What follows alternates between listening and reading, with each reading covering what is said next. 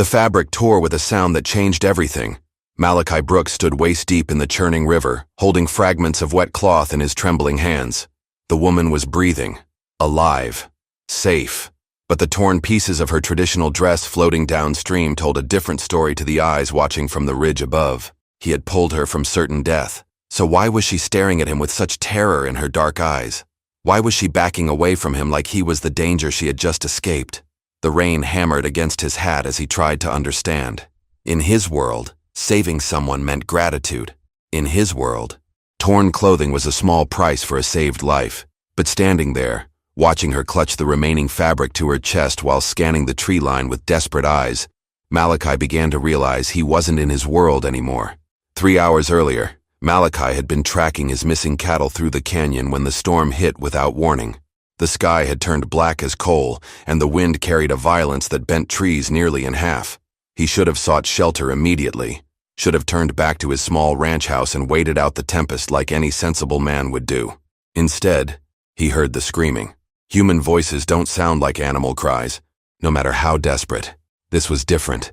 This was terror in its purest form, cutting through the howling wind like a blade through silk. Without thinking, Malachi spurred his horse toward the sound, following it down the rocky slope to where the normally calm stream had become a raging torrent. That's where he saw her.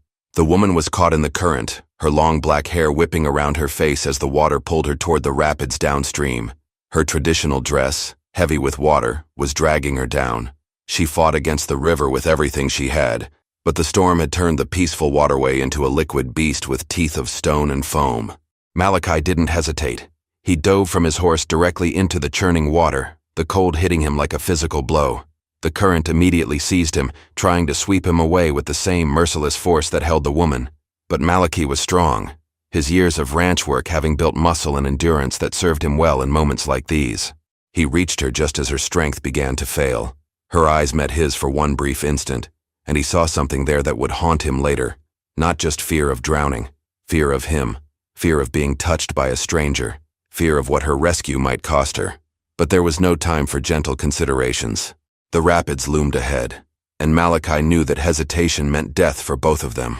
He grabbed her around the waist, feeling the fabric of her dress bunch in his grip, as he pulled her toward the shore, fighting against the current's relentless pull. He heard the material begin to strain and tear. The sound of ripping cloth mixed with her sharp intake of breath. But they were alive, and that was all that mattered. Or so Malachi thought, until he saw the faces emerging from the forest above. Sometimes the worst misunderstandings begin with the best intentions. The warriors stood silhouetted against the storm clouds, their figures dark and menacing along the ridge. From their vantage point, they could see everything. Malachi holding the torn fabric, the woman backing away from him with her clothing damaged, and the fear written across her face. What they couldn't see was the truth. Ayanna pressed herself against the muddy riverbank, her dark eyes darting between Malachi and the growing number of shapes appearing through the rain. She spoke rapidly in her native tongue, words tumbling over each other in desperate urgency. Though Malachi couldn't understand the language, the panic in her voice was universal. "I was trying to help," Malachi said quietly, raising his hands to show he meant no harm. But his words seemed to increase her distress rather than calm it. She shook her head violently, pointing toward the warriors above. Then she did something that confused Malachi even more. She grabbed dirt from the riverbank and began rubbing it on her arms and face, as if trying to hide evidence of something. Her movements were frantic, desperate. A war cry echoed across the canyon, harsh and guttural, followed by answering calls from multiple directions. The sound made Malachi's blood run cold. He had heard tales of frontier conflicts, but had never experienced the primal terror of being outnumbered by armed warriors in their own territory. Ayanna suddenly grabbed Malachi's arm, her grip surprisingly strong. For a moment he thought she might be asking for protection. Instead, she pushed him away from her with such force that he stumbled backward into the shallow water. "Go," she whispered, in heavily accented English. "They will kill you." But it was already too late for escape. The first warrior had begun making his way down the steep canyon wall, moving with the fluid grace of someone who knew every rock and root. Others followed, their descent creating a cascade of loose stones that clattered into the water below. Malachi counted at least 12 figures, though the rain made it difficult to be certain. They carried traditional weapons, bows, war clubs, and steel blades that gleamed despite the gray light. Their faces were painted for war, and their intentions were unmistakable. The lead warrior reached the bottom of the canyon and stepped into the river without hesitation. He was a large man, powerfully built, with graying hair braided with feathers and beads. His eyes locked onto Malachi with a hatred so intense it was almost physical. When he spoke, his voice carried the weight of absolute authority. Though Malachi couldn't understand the words, their meaning was clear enough. This was judgment, and it had already been passed. Ayanna threw herself between the two men, speaking rapidly to the warrior leader. Her voice was pleading, desperate, but the man's expression didn't change. If anything, seeing her torn clothing and muddy condition seemed to fuel his rage. More warriors splashed into the river, surrounding Malachi in a loose circle. Their weapons remained lowered, but ready. They were waiting for something, a signal, a word from their leader, permission to act on what they believed they had witnessed. Malachi realized with growing dread that everything he had done to save this woman's life was being interpreted as an attack upon her honor. Every tear in her dress, every smudge of dirt on her skin, every sign of struggle was evidence against him, and the most damning evidence of all was still clutched in his hands. The torn pieces of her sacred clothing, floating like accusations in the churning water around them. The lead warrior raised his war club, and Malachi understood that his time for explanations had run out. The truth can be more dangerous than lies when no one wants to hear it. The war club froze in midair as a new voice cut through the rain, deep, commanding, and carrying absolute authority. The lead warrior immediately lowered his weapon and stepped back, though his eyes never left Malachi's face. Through the storm came another figure, older than the others, moving with the careful dignity of someone whose every step commanded respect. This man wore no war paint, but the feathers in his graying hair and the intricate beadwork on his leather vest marked him as someone of great importance. Ayanna's entire body went rigid when she saw him. She whispered a single word that sounded like both reverence and terror. Father. Dakota surveyed the scene with dark eyes that missed nothing. He saw his daughter's torn clothing, the fear on her face, the white man standing waist-deep in their sacred river holding pieces of her dress. He saw the circle of warriors ready for blood, and the tension that crackled in the air like lightning waiting to strike. When he spoke, it was in his native tongue, but his tone made translation unnecessary. He was asking questions, and he expected answers. Ayanna responded rapidly, her voice shaking. She gestured toward the river, toward Malachi, toward the torn fabric floating in the water. Her father listened without interruption, his expression growing darker with each word. Malachi watched this exchange with growing dread. He could see the moment when Dakota's face hardened into a mask of controlled rage. Whatever Ayanna was telling him, it wasn't helping Malachi's cause. But then something unexpected happened. Ayanna suddenly pulled off a leather pouch that hung around her neck and thrust it toward her father. Dakota took it, examined its contents, and his entire demeanor shifted. The rage remained, but now it seemed directed elsewhere. He barked an order to his warriors. Several of them immediately began searching the riverbank, looking for something specific. Others spread out along the canyon walls, their eyes scanning the rocks and trees with newfound purpose. "What is it?" Malachi asked, though he knew Dakota probably didn't speak English. "What are they looking for?" To his surprise, the tribal leader turned to him and spoke in heavily accented but clear English. "They look for the men who chased my daughter into the river." The words hit Malachi like a physical blow. Men who chased her. Plural, which meant Ayanna hadn't fallen into the water by accident. She had been running from something, or someone. "How many men?" Malachi asked. Dakota's eyes narrowed. "You do not know? You were not with them?" "I was tracking my cattle when I heard screaming. That's when I found her in the water." For a long moment, Dakota studied Malachi's face with the intensity of someone who had learned to read truth and deception in a man's eyes. The silence stretched between them, filled only by the sound of rain and the rushing river. Finally, Dakota spoke again. "My daughter says you saved her life. She also says 3 men on horses drove her to the water's edge. Men with yellow hair and pale eyes, like you." The implication was clear. Even if Malachi hadn't been one of the attackers, he looked like them. In the eyes of the tribe, that made him guilty by association. One of the searching warriors called out from upstream.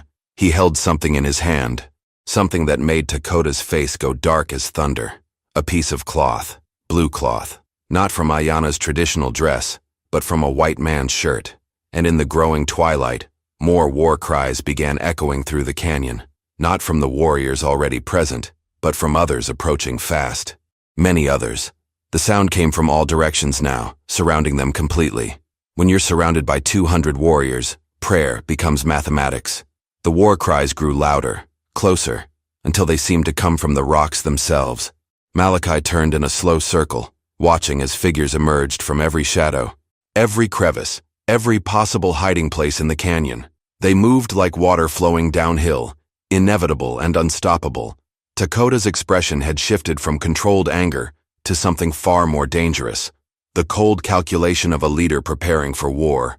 The piece of blue cloth in the warrior's hand had changed everything. It was evidence that white men had indeed been here, had indeed pursued his daughter to this place. But Malachi was the only white man they could see. 200, Ayana whispered in English, her voice barely audible above the rain. Maybe more. They have been hunting the yellow-haired ones for 3 days. Malachi's stomach dropped. 3 days. Which meant this hadn't been a random attack on Ayana. This had been part of something larger, something planned. And now he was caught in the middle of it. What did those men do? He asked. Ayana glanced at her father, then back at Malachi. Her next words came out in a rush as if she needed to get them out before her courage failed. They came to our camp during the new moon ceremony, took our sacred objects, killed 2 elders who tried to stop them, said they would return for more unless we gave them safe passage through our land. The picture was becoming clearer, and it was worse than Malachi had imagined. These weren't random thieves. They were men who understood exactly how to wound a tribe most deeply. Taking sacred objects during a religious ceremony was more than theft. It was desecration. Dakota spoke sharply to his daughter, clearly displeased that she was sharing their business with a stranger. But Ayana continued anyway, her voice growing stronger. I followed them when they left camp, wanted to see which direction they went, to help our warriors track them. But they saw me, chased me through the forest until I had nowhere left to run, except into the water. More pieces of the puzzle fell into place. Ayana hadn't been a victim in the wrong place at the wrong time. She had been a scout, gathering intelligence for her tribe. Her torn dress wasn't just evidence of Malachi's rescue. It was evidence of her own courage. The warriors continued to descend into the canyon, their numbers seeming endless. Many carried torches that hissed and sputtered in the rain, creating a hellish light that danced across their painted faces. They arranged themselves in perfect formation, cutting off every possible escape route. Malachi realized with growing horror that he was about to become the scapegoat for crimes he hadn't committed. In the tribe's eyes, one white man was as good as another when it came to justice. They had been hunting for 3 days, and they had finally found their prey. Dakota raised his hand, and the war cries fell silent. The sudden quiet was more terrifying than the noise had been. In that silence, Malachi could hear his own heartbeat, the rain hitting the water and the soft whisper of arrows being notched to bowstrings. You have 2 choices, white man, Dakota said, his English precise and cold. Tell us where the yellow-haired ones have gone, or pay the price for their crimes yourself. Malachi opened his mouth to protest his innocence, but Dakota cut him off with a sharp gesture. My daughter says you saved her life. For this, I will give you 1 chance to prove you are not like the others. But if you cannot lead us to the real thieves, he didn't need to finish the sentence. The 200 warriors surrounding them, their weapons ready and their faces painted for war, made the consequences clear enough. Ayana stepped forward, placing herself between Malachi and her father once again. When she spoke, her voice carried a desperation that made Malachi's chest tighten. Father, there is something else. Something I found before they chased me. She reached into the torn remains of her dress and pulled out a small object, something she had hidden close to her body throughout the ordeal. Even in the dim light, Malachi could see what it was. A military button, brass, with an eagle design. And suddenly, everything changed again. Sometimes the enemy of your enemy becomes your only hope for survival. The military button gleamed in Dakota's palm like a brass accusation. The eagle design was unmistakable, and Malachi recognized it immediately. Fort Carson, the nearest military outpost, was 3 days' hard ride to the east. But what would soldiers be doing this far from their assigned territory? Dakota's warriors shifted restlessly, their weapons still trained on Malachi, but their attention now focused on this new piece of evidence. The implications were staggering. If soldiers were involved in the theft of sacred objects, this wasn't just a criminal matter anymore. This was a potential act of war between the United States military and the tribe. "Where did you find this?" Dakota asked his daughter, his voice tight with controlled fury. "Near the old oak tree where they stopped to divide what they had stolen," Ayanna replied. "One of them lost it when they were arguing about which direction to take." Malachi's mind raced. He knew the oak tree she meant, a massive, ancient tree that marked the boundary between tribal land and the open territory that led toward Fort Carson. It was also a known stopping point for travelers heading east. If the thieves had paused there to argue, it meant they weren't sure of their destination. They were running, not returning to base. "Those weren't soldiers," Malachi said suddenly. All eyes turned to him, and he felt the weight of 200 warriors' attention like a physical pressure. At least not active duty soldiers. Dakota's eyes narrowed. "How do you know this?" "Because I know the commanding officer at Fort Carson, Colonel Matthews. He's a good man, an honorable man. He would never authorize an attack on your people, especially not during a religious ceremony." Malachi paused, thinking through the possibilities. But deserters would still have their uniforms, their buttons, their knowledge of military tactics. The pieces were falling into place now. Deserters would know how to move through hostile territory, how to plan an attack, how to escape quickly. They would also be desperate enough to steal anything of value, sacred or not. And most importantly, they would have no official protection if caught. Ayanna stepped forward, her torn dress still clutched around her like armor. "There is more. When they were arguing, I heard one of them say something about a ship, about getting to the coast before anyone could follow them. A ship. That changed everything. If the deserters were trying to reach the coast, they weren't planning to hide in the wilderness. They were planning to disappear entirely, probably to California or Mexico, where military justice couldn't easily reach them. But it also meant they would have to travel through settler territory to reach the ocean. Territory where Malachi had contacts, friends, people who owed him favors from years of honest dealing. "I can help you track them," Malachi said, the words coming out before he fully realized what he was offering. "I know the trails they'll have to take to reach the coast. I know the people who run the supply stations, the ferry operators, the innkeepers. If these men are trying to flee the territory, I can help you find them." The silence that followed was deafening. Dakota studied Malachi with those dark, penetrating eyes, weighing the offer against the risk. Around them, the warriors waited for their leader's decision, their weapons still ready but no longer pointed directly at Malachi's heart. "And why would you do this?" Dakota asked finally. "Why would you risk your life to help us recover what was stolen from our people?" Malachi looked at Ayanna, remembering the terror in her eyes when she thought her own people might not believe her story. Remembering the courage it had taken for her to scout the thieves alone. Remembering the desperation in her voice when she had tried to protect him from her father's warriors.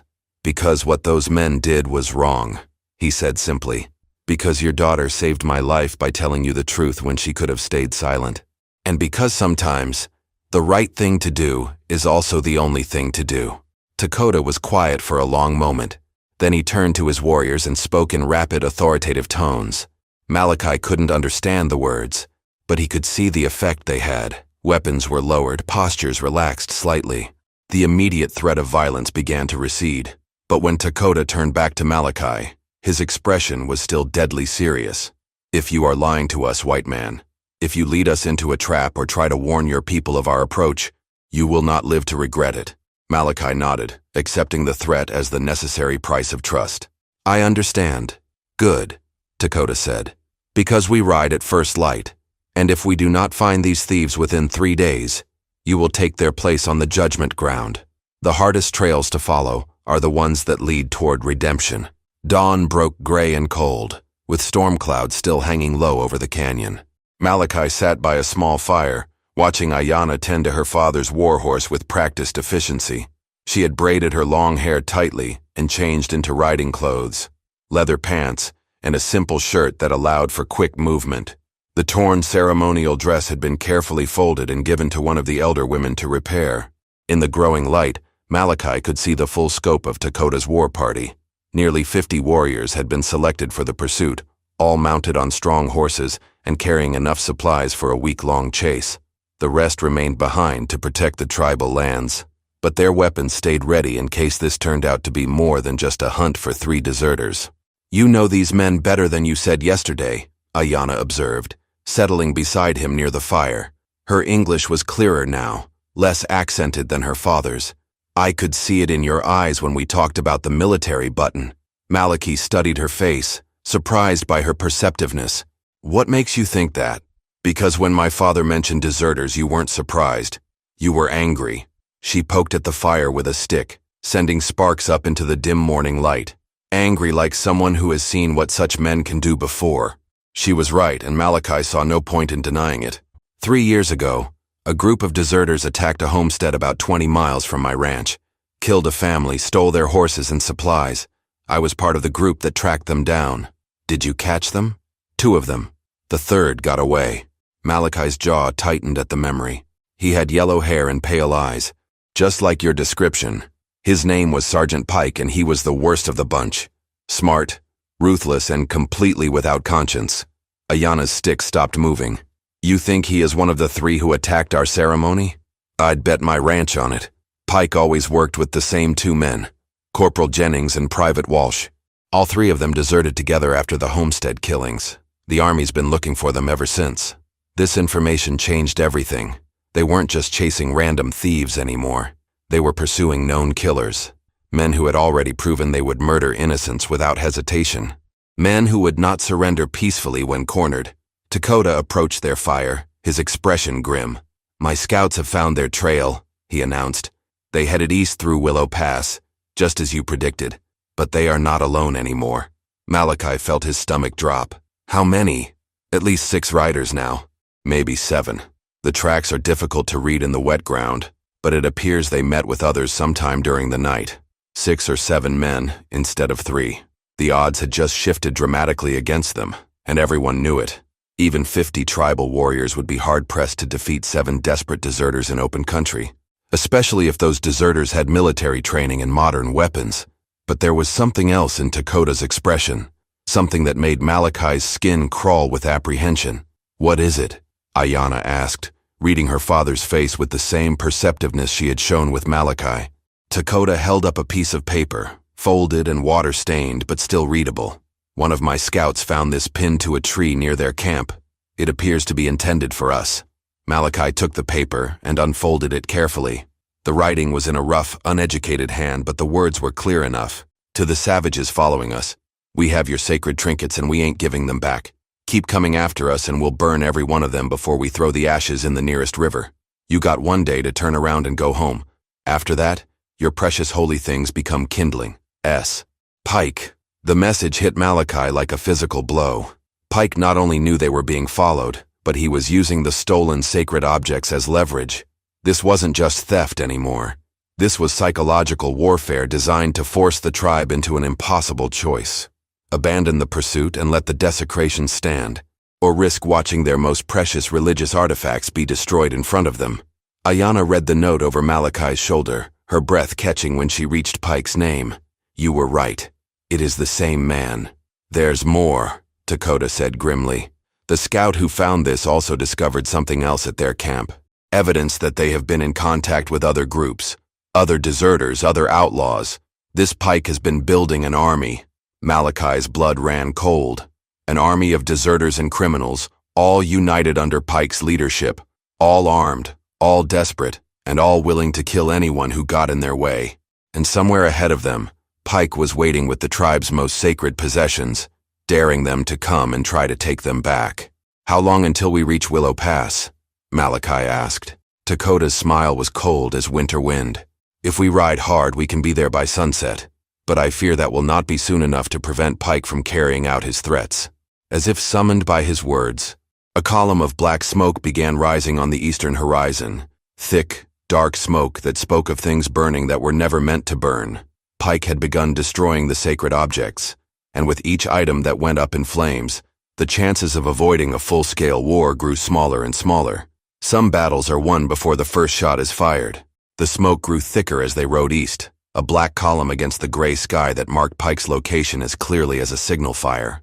But Malachi recognized something in that smoke that made his heart race with hope rather than despair. It was too thin, too controlled to be the complete destruction of the sacred objects. Pike was burning something, but not everything. Not yet. He's bluffing, Malachi called to Dakota as they crested a ridge overlooking the valley where the smoke originated. Look at the smoke pattern. That's wet wood and leather burning, not ceremonial artifacts. He's trying to make us think he's destroying everything, but he's keeping the real treasures intact. Dakota reined in his horse and studied the smoke with experienced eyes. Around them, the 50 warriors spread out along the ridgeline, their weapons ready, but concealed from view below. In the valley, Malachi could see Pike's camp clearly now. 7 men arranged around a large fire, their horses picketed nearby, and most importantly, several leather bundles that could only contain the stolen sacred objects. Why would he keep them? Ayanna asked, her voice barely above a whisper. Because he's planning to sell them, Malachi replied grimly. There are collectors back east who pay good money for Indian artifacts. No questions asked. Pike's not just a killer, he's a businessman. Those objects are worth more to him whole than burned. The realization changed their entire tactical situation. Pike wasn't planning a final stand here. He was buying time, using the threat of destruction to keep the tribe at a distance, while he arranged safe passage to the coast. The smoke was meant to panic them into either retreating or attacking recklessly. But Malachi knew Pike's weakness. The man was arrogant, convinced of his own cleverness. He would never expect his pursuers to see through his deception, especially not with the help of someone who understood his methods. There, Malachi pointed to a cluster of rocks about 200 yards from Pike's camp. That's where he'll have his lookouts posted. 2 men, maybe 3, watching the main approaches to the valley. Dakota nodded grimly. My warriors can reach those rocks without being seen. But that still leaves 4 men in the camp itself, all armed and ready for trouble. 5 men, Malachi corrected. Pike always keeps 1 man with the horses, ready to run if things go wrong. That's his escape plan. Sacrifice his men to buy himself time to flee with the most valuable objects. As if summoned by their words, a figure detached itself from Pike's camp and began moving toward their position. Not running, not sneaking, but walking with the confident stride of someone who believed he held all the advantages. Flag of truce, Ayanna observed, pointing to the white cloth the approaching figure carried.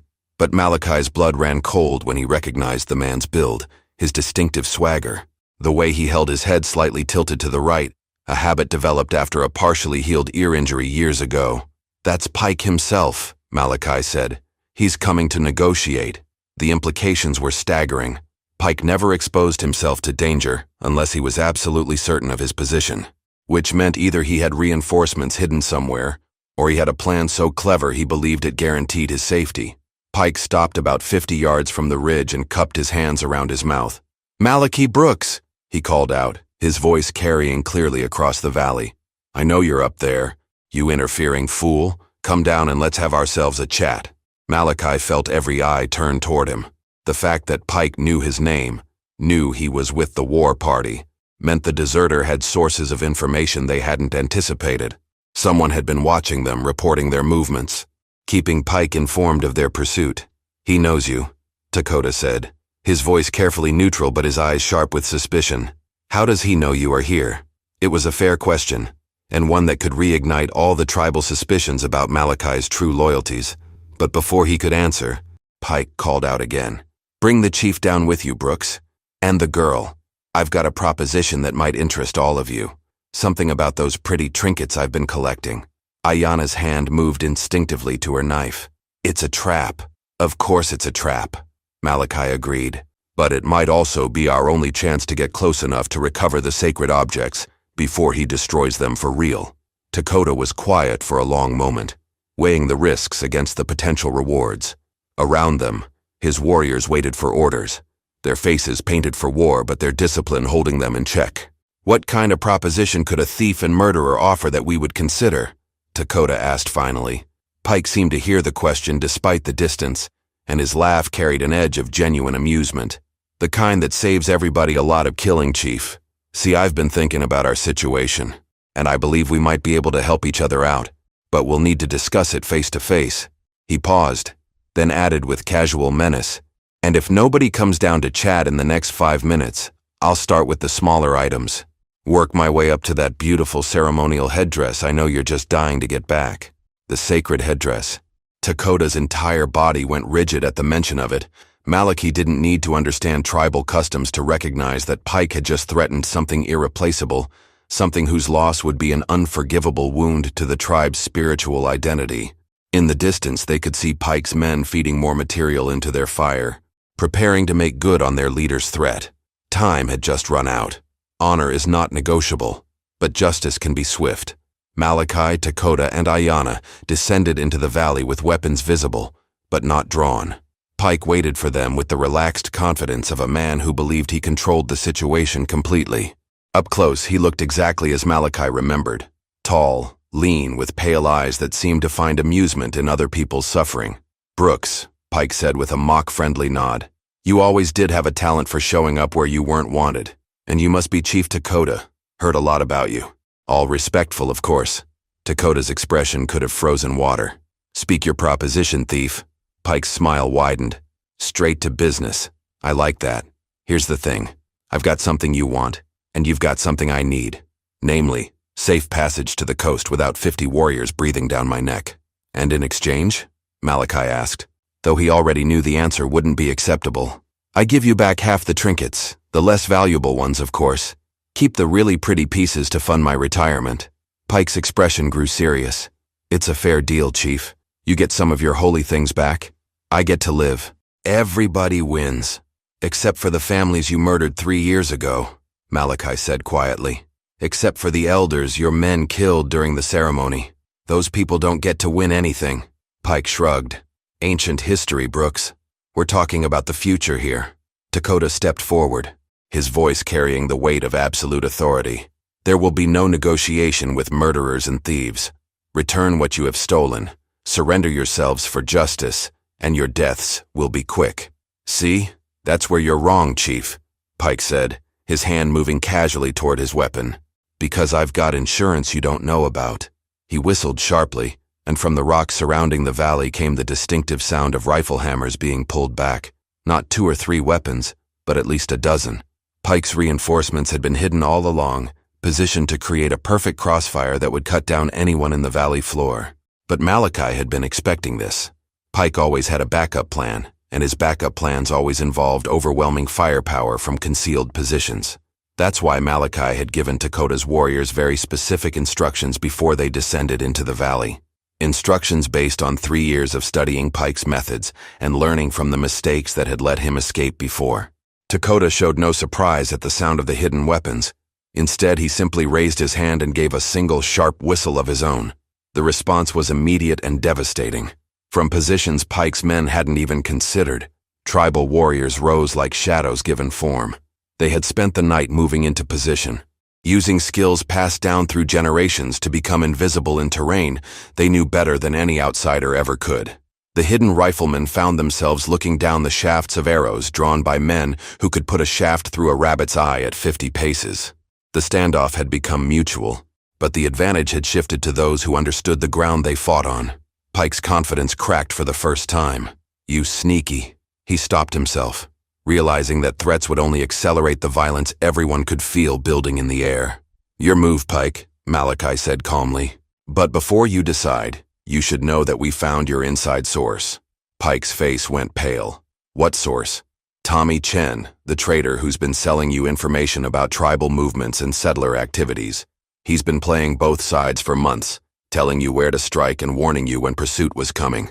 Malachi's voice grew hard. "He won't be a problem anymore. It was a bluff, but a calculated one." Malachi had suspected there was an informant based on Pike's detailed knowledge, and Chen was the only trader who had access to both settler and tribal information. Pike's reaction confirmed the guess. "Chen sold me out?" Pike asked, genuine shock in his voice. "Chen's dead," Dakota said flatly. "My warriors found him trying to flee toward the coast with stolen tribal silver. He talked before he died." Another bluff, but Pike's shoulders sagged as he accepted it as truth. Without his information network, his carefully laid plans became worthless. He was just another outlaw with too many enemies and nowhere to run. "Last chance, Pike," Malachi said. "Surrender the sacred objects and face justice like a man, or die here fighting a battle you can't win." Pike looked around the valley, counting warriors, measuring odds, calculating his chances. For a moment, Malachi thought he might actually surrender. Instead, Pike's hand went for his gun. He never cleared the holster. Dakota's war club took him in the temple with a sound like a melon dropping on stone. Pike collapsed instantly, his weapon falling unfired into the dust. The hidden riflemen, seeing their leader fall, began to panic. But Dakota's warriors were ready for them.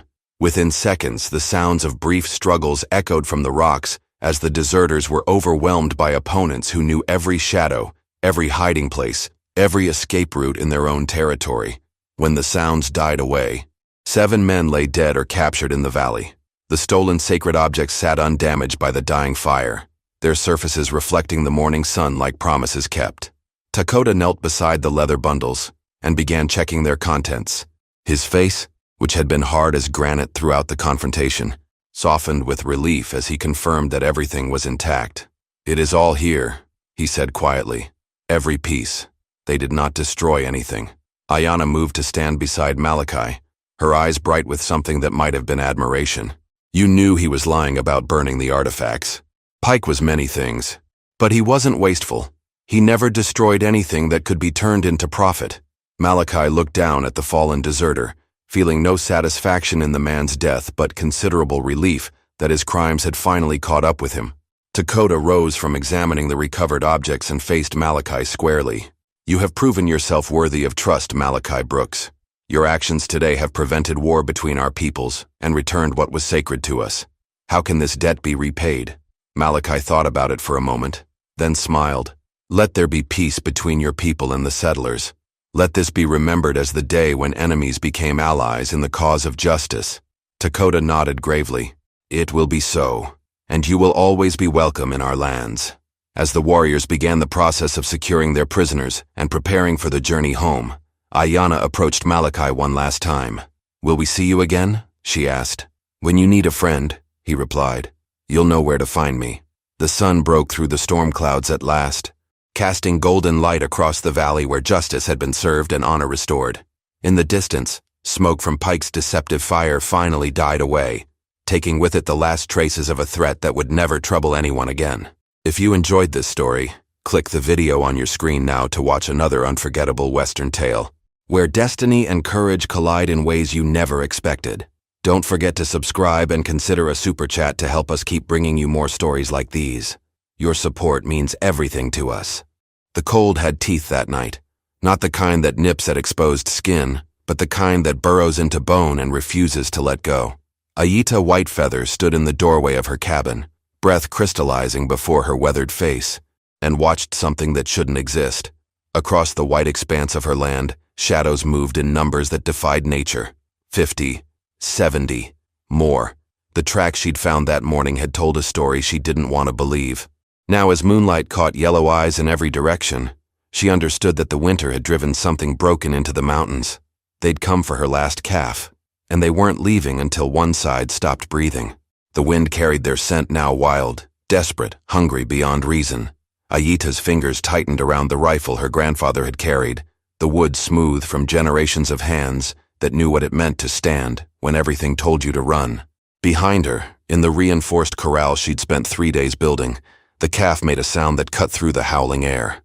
Not quite fear yet, just awareness that something had changed in the world. She'd lost the others to the cold. 5 head of cattle, frozen where they stood when the storm came through harder than anyone remembered.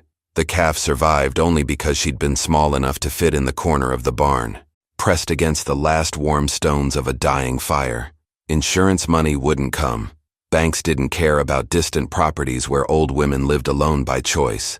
The meat in her cellar would last another month if she rationed.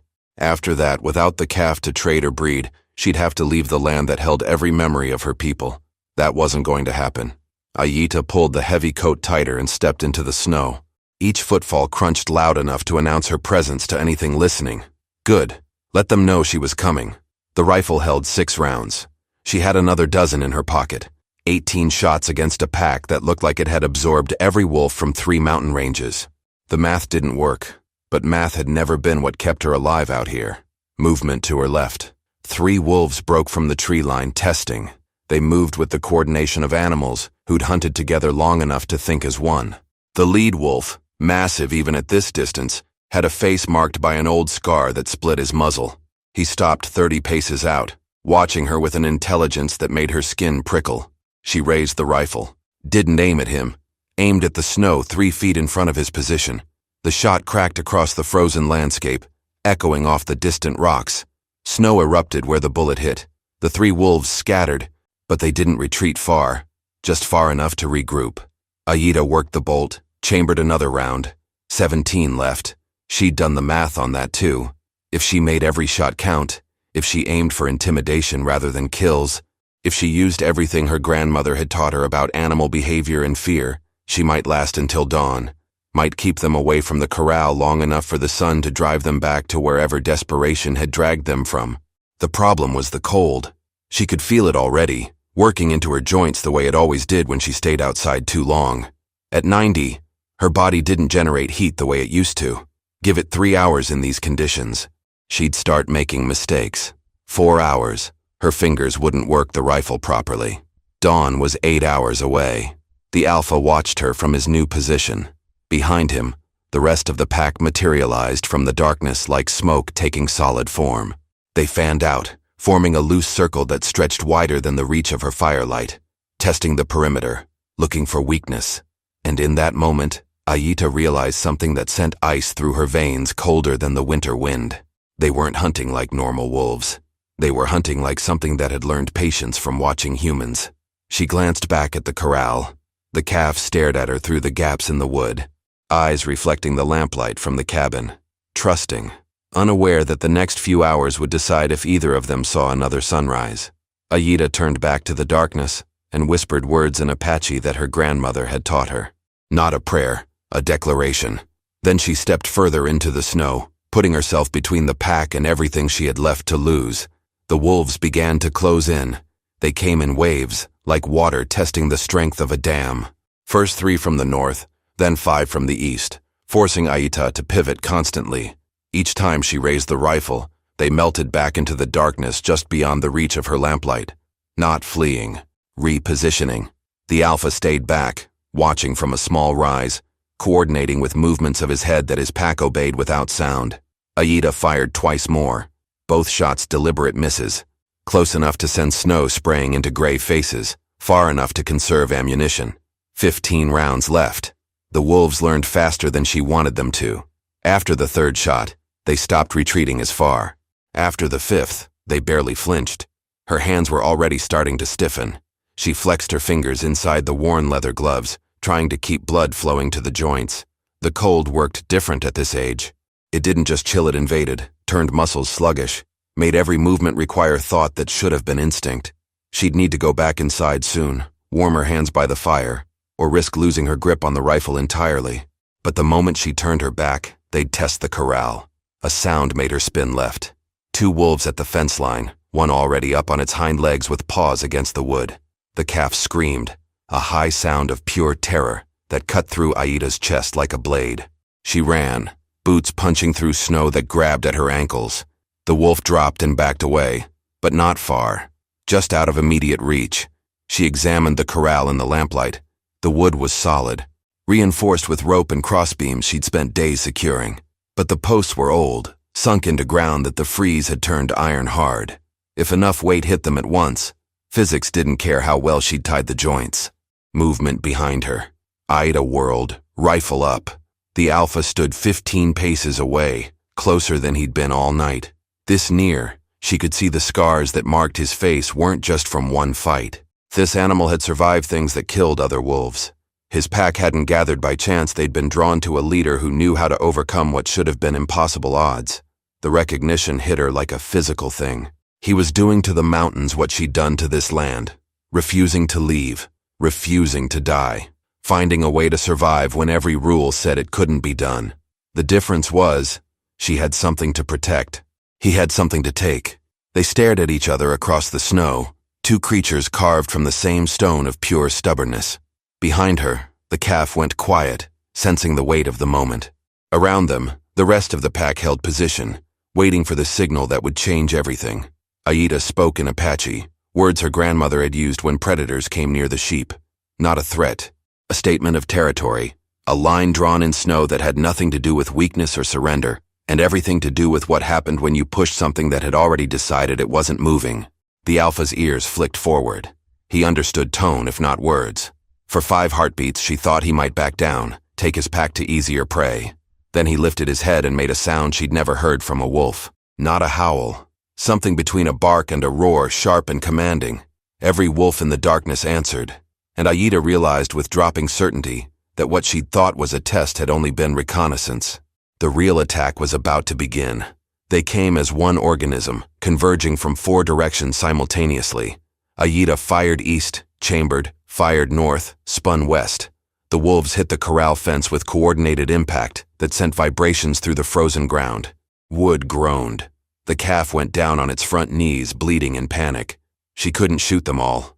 The realization crystallized as she watched gray bodies flow around the perimeter like floodwater seeking cracks in a levee.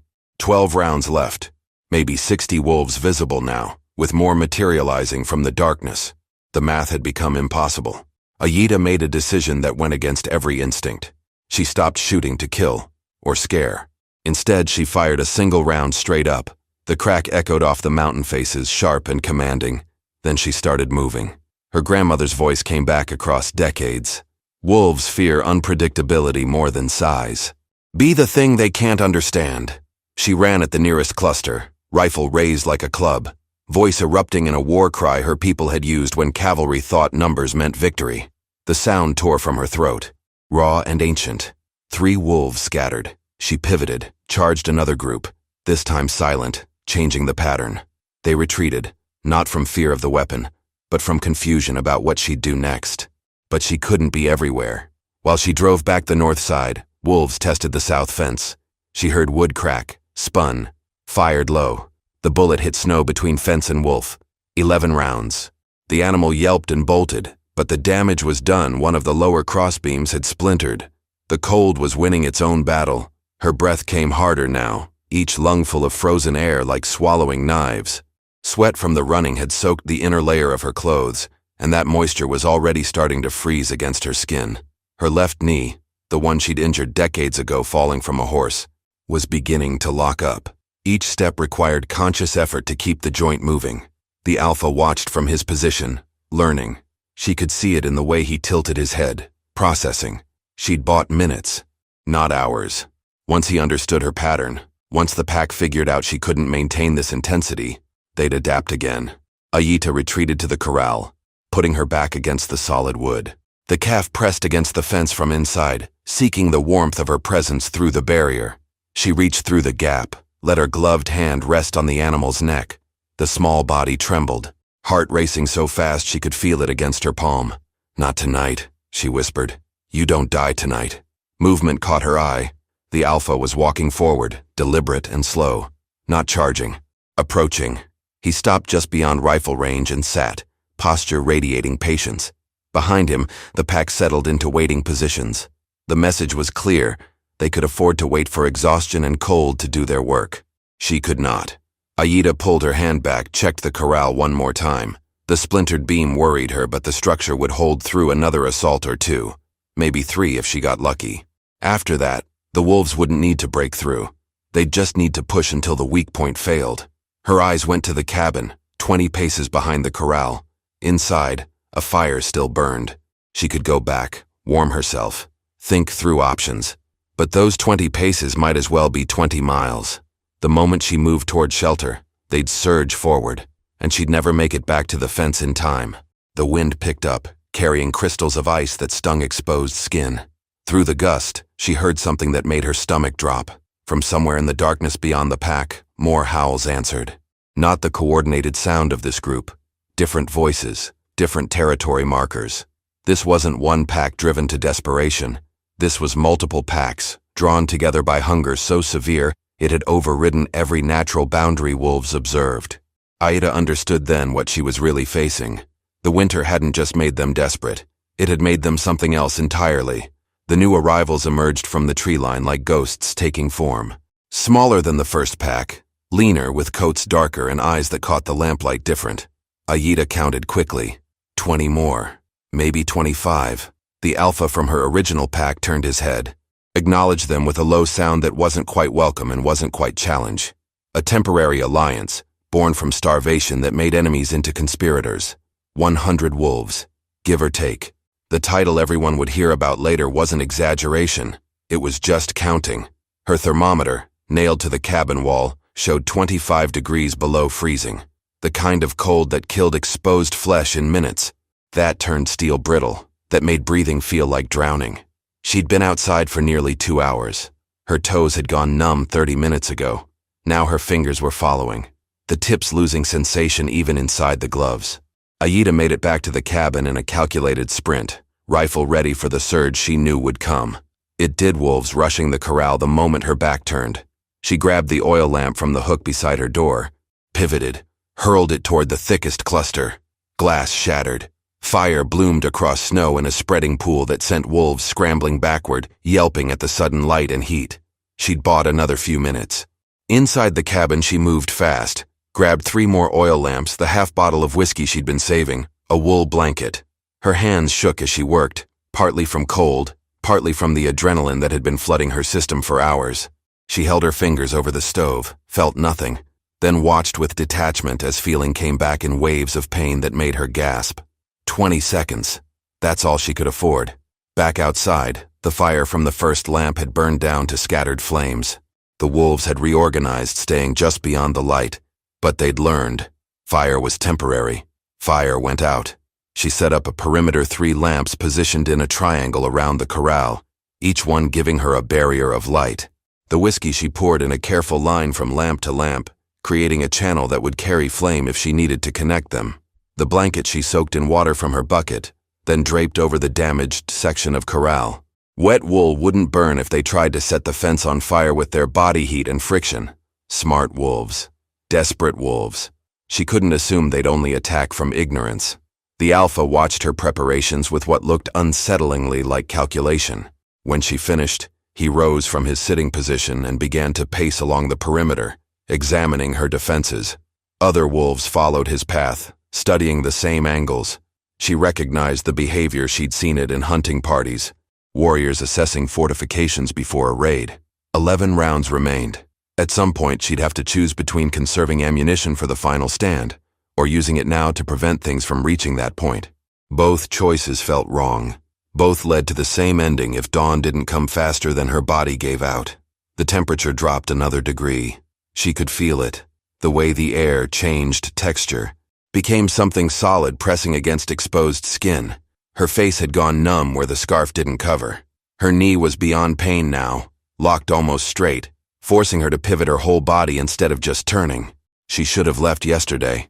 Should have walked down the mountain when the storms cleared, sought shelter in the valley, let the winter take what it wanted. Pride had kept her here. Pride and the memory of her grandmother's voice saying that white feathers didn't run from their land just because the season turned hard. But her grandmother hadn't faced this. No one had. The second pack's alpha, the darker one, suddenly broke from the group and rushed the corral alone. A test. Aida raised the rifle, tracked his movement, squeezed the trigger just as he veered left. The bullet caught his shoulder, not fatal but enough. He went down, rolled, came up on 3 legs, and limped back to the pack. 10 rounds left. She'd wanted to miss. Wanted to conserve the ammunition, but her hands had been shaking too much to trust the precision. The realization hit hard her body was failing faster than her will. Soon, choice would stop mattering. Physics and biology would make decisions for her. The wounded alpha's pack surged forward in response to his injury, anger overriding caution. Aida grabbed the nearest lamp and threw it into their path. Fire spread. They scattered. But this time, several wolves circled around, coming at the corral from the blind side. She heard the wood crack before she saw it. The wet blanket had slipped. 3 wolves hit the weakened section together. The entire wall shifted inward 6 inches before holding. The calf screamed, and Aida knew the next attack would be the one that broke through. The attack came in a rush of gray bodies and yellow eyes. 20 wolves hitting the damaged section at once. The corral wall didn't break, it exploded inward, posts ripping from frozen ground, boards splintering with sounds like gunshots. The calf bolted toward the opposite corner, trapped inside what had become a collapsing cage. Aida fired 3 times in rapid succession, not aiming, just creating noise and chaos. 7 rounds left. The wolves recoiled from the muzzle flashes but didn't retreat far. They'd crossed a threshold. Blood scent from their wounded packmate had triggered something deeper than hunger, more primal than desperation. She grabbed a burning fence board from where her lampfire had spread, swung it like a club at the nearest wolf. Fur singed. The animal yelped and fell back. But there were too many. For every one she drove off, 2 more pressed forward from different angles. Her knee gave out. The joint that had been threatening to fail for the past hour finally did, buckling sideways with a sensation like something tearing inside. She went down hard, catching herself on her left hand. The rifle skittered across packed snow, just out of reach. A wolf lunged for her exposed back. She rolled, pain screaming through the damaged knee, came up with her knife in hand. The blade caught the animal under the jaw, not deep enough to kill, but enough to send it tumbling away.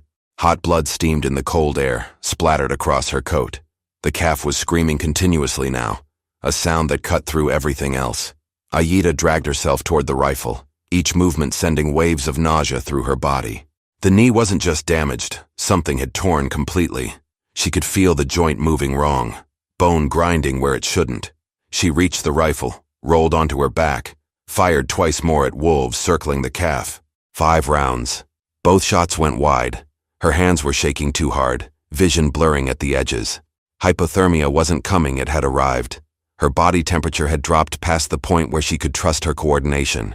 The alpha stepped through the broken corral wall, moving slow and deliberate. He paused, studying her, calculating whether she was still a threat or just prey that hadn't finished dying. Behind him, his pack waited, a wall of muscle and hunger that filled every gap in the damaged fence. Aida tried to stand. Her left leg responded. Her right leg wouldn't take weight. She made it to one knee, rifle braced against her thigh, breathing in ragged gasps that sent ice crystals through her lungs. Blood from the wolf's jaw still stained her knife, already freezing into a dark glaze on the blade. "Come on," she said, voice hoarse. Not a plea, an invitation. The alpha's ears flicked forward. Around them, the other wolves shifted, reading his body language for the signal that would end this. The calf had gone silent, pressed into the far corner, eyes wide with an animal's understanding that predators had won. Then something changed in the air, a shift so subtle Aida almost missed it. The alpha's head came up, nostrils flaring. Other wolves turned, testing the wind from the east. For 3 heartbeats, the entire pack held perfectly still. A new scent had reached them. Not prey, not territory marker. Something else. One of the younger wolves broke position, trotted toward the tree line, then broke into a run. Others followed. Within seconds, 15 wolves had abandoned the corral, flowing back into the forest like water finding a drain. The alpha remained, but even he turned his head, torn between the certainty of the calf and the possibility of whatever had caught the wind. Aida didn't question it. She used the distraction to reload with fingers so numb she couldn't feel if the bullet seated properly. Her emergency ammunition, the 6 rounds she'd kept in her innermost pocket, close to her body heat. They were her last. 11 total shells remaining in the world for her. The alpha made his choice. He barked once, sharp and final, and the rest of his pack disengaged, following the others toward whatever had drawn them away. In 30 seconds, the number of wolves surrounding her property had dropped from nearly 100 to maybe 30. The second pack, the darker ones, they'd stayed, and their alpha, the one she'd wounded, sat watching her with eyes that promised this wasn't mercy. This was just a different kind of patience. His pack had learned what hers had, that she couldn't stand, couldn't run, couldn't defend more than the immediate space around her body. They didn't need to rush. They just needed to wait for her to bleed out, freeze, or pass out from pain. The knee was already swelling inside her boot. Pressure building. If the cold didn't kill her, shock from the injury might. Aida met the wounded alpha's gaze across the snow. 25 wolves to her 11 bullets. But now, there was space to maneuver, room to think, and 4 hours until dawn instead of 8. She pulled herself upright using the corral fence, tested putting weight on the bad leg, bit down on a scream when the knee shifted wrong. Not broken, torn, ligament damage, maybe cartilage. She'd walked on worse once years ago, but she'd been 40 then. The calf stumbled toward her through the wreckage, seeking protection it didn't understand was barely there. Aida wrapped one arm around its neck, feeling the rapid heartbeat, the trembling that matched her own. They stood together in the ruins of the corral, two creatures that had survived past the point where logic said they should have died. The darker wolves began to circle again. She couldn't defend the corral anymore. The structure was gone, reduced to scattered boards and broken posts. Aida made a choice that felt like surrender, but was actually the opposite. She started moving toward the cabin, dragging the calf with her, one arm locked around its neck while the other held the rifle. Each step was negotiation between her will and her body. The right leg wouldn't bend at the knee.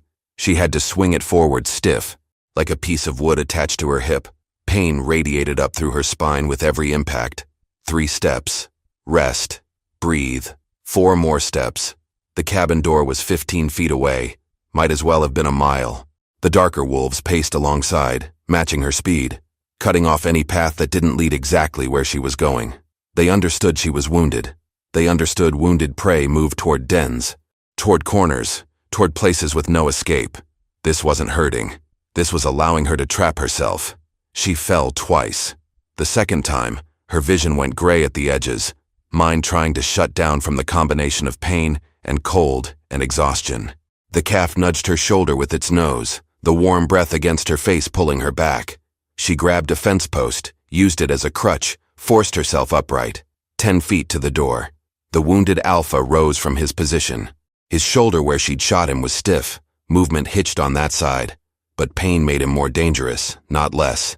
He'd lost face when she'd hurt him in front of his pack. This wasn't about food anymore. This was personal. He moved between her and the cabin door, blocking, claiming the space she needed. Behind him, his pack fanned out, covering the approaches. If she tried to go around, they'd close in from the sides. If she tried to go through him, he'd have her on the ground before she could raise the rifle. Aida stopped. Her breath came in shallow gasps, each one feeling like it might be the last her lungs could manage. The thermometer on the cabin wall read 27 below now. The wind chill was probably pushing it past 30. Exposed skin died in minutes at these temperatures. She'd been outside for nearly 4 hours. Her face had no feeling. Her hands could barely grip. Her injured leg was just dead weight, the joint swollen so tight inside her boot that she could feel the leather stretching. And somewhere deep in her core, her body temperature had dropped low enough that she was starting to feel warm, false warmth, the kind that made freezing people take off their coats right before they died. She had 11 bullets, 30 wolves, and a choice. Use the ammunition to clear a path to the cabin door, get inside where fire and walls could protect her, but abandon the calf to certain death, or stay in the open, defending an animal she could no longer move, and freeze to death in the next hour whether the wolves attacked or not. The calf pressed against her leg, the good one, still trusting that she had some plan, some way to make this work. It didn't understand that plans required options, and she was down to watching which way she preferred to die. Aida looked at the wounded alpha. In his eyes, she saw the same calculation she was making. He knew she was considering abandoning the calf, knew that if she did, his pack would be on it before she cleared the threshold, knew that even if she made it inside, barricaded the door, survived until dawn, she'd have to live with leaving something behind that had depended on her. He was offering her a trade, her life for its life, her survival for her failure. Her grandmother's voice came back one more time. The hardest part of being Apache isn't knowing when to fight. It's knowing what you're really fighting for. Aida made her decision. She pushed the calf away, hard enough that it stumbled and fell in the snow. Then she turned her back on the cabin door and began hobbling in the opposite direction, away from shelter, away from warmth, toward the open ground where her remaining lamp still burned in a triangle of failing light. The wolves watched, confused by the choice. Prey didn't move away from dens. Wounded animals didn't choose exposure over shelter. But she wasn't moving like prey anymore. She was moving like something that had decided what it was willing to lose and what it absolutely was not. The calf scrambled to its feet, followed her, bleeding in confusion. She didn't push it away again. If it was coming, it was choosing. Aida reached the center of her lamp triangle, where the snow was trampled from hours of fighting, where the blood from earlier attacks had frozen into dark patches on white ground. She checked the rifle. 11 rounds, planted her good leg, brace the damaged one, and raise the weapon. The wounded alpha stood at the edge of the light, head tilted, trying to understand what she was doing. Why she'd given up the advantage of walls and door. Why she was making herself more vulnerable instead of less. Then his eyes tracked past her, to the cabin behind, and his ears flicked forward in sudden comprehension. Inside that structure was heat, smoke, her scent, everything that marked territory. Out here in the open, in the cold, surrounded by the smell of wolf blood and her own sweat, this was neutral ground. This was the place where neither side had advantage. This was where she'd chosen to make her stand. Not behind walls, not in corners. In the place where Apache had always fought best, in the open, with clear sightlines. Where courage mattered more than protection. She spoke in her language. Words that her grandmother had taught her meant, "I see you," an acknowledgement between warriors. Then she chambered around and waited. The pack closed in from all sides. They came in sequence, not all at once. The wounded alpha had learned enough to know overwhelming force would trigger her to fire wildly, waste ammunition. Instead, he sent them in controlled waves. 3 from the north. Wait, 4 from the east. Testing which direction she favored, where her blind spots formed when she pivoted on the damaged leg. Aida fired twice. Dropped 2 wolves that came too close. 9 rounds left. The bodies fell and didn't rise. The rest of the pack paused, reassessing. She'd drawn a line in the snow with blood. Everything inside the lamp circle was defended territory. Everything outside belonged to them. But territory meant nothing when your body was shutting down. She could feel her core temperature dropping past critical. Her thoughts were starting to fragment, losing the thread of what came next. The rifle felt impossibly heavy. Her hands had stopped shaking because they'd stopped feeling anything at all. The calf stayed pressed against her good leg, the only source of warmth in the entire frozen world. Its body heat was the only thing reminding her that she was still capable of feeling temperature differences. Without it, she might have already sat down in the snow and never stood again. Another rush. 6 wolves this time, coordinated, hitting from 3 directions simultaneously. She fired once, chambered, fired again. 2 more bodies. 7 rounds. But the third wolf got through, jaws closing on the heavy leather of her coat sleeve. The animal's weight pulled her sideways.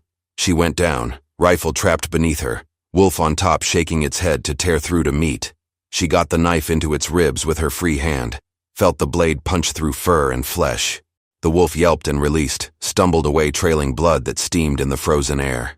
She scrambled back upright, every movement sending lightning through the ruined knee. The wounded alpha stepped forward himself, done testing, done waiting. His pack closed in behind him, a wall of muscle and hunger that left no gaps. This was the end of strategy. This was the moment where numbers won. Aida raised the rifle. 7 rounds for 30 wolves.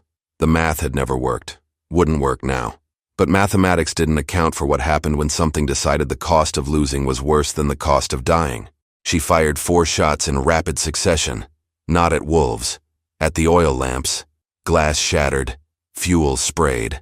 Fire erupted in 3 directions, creating walls of flame that cut the pack's advance routes. 3 rounds left.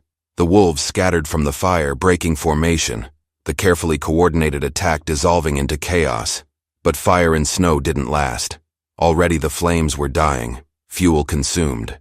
Heat insufficient to sustain combustion in air this cold. 30 seconds. That's what she'd bought.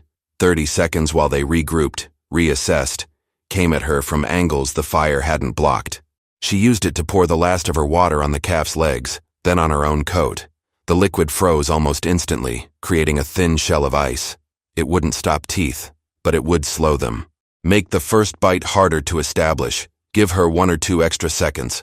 The alpha came through the dying flames, coat singed, eyes locked on her with intelligence that was almost human. He'd figured out she was out of tricks, out of options, out of everything except the will to keep standing. Aida met his charge with the rifle stock, swinging it like a club, connecting with his wounded shoulder. He yelped, but didn't retreat, powerful jaws clamping onto the wooden stock.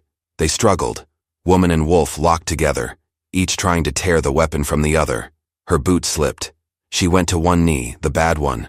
Pain so intense it cleared the fog from her mind for one perfect moment of clarity.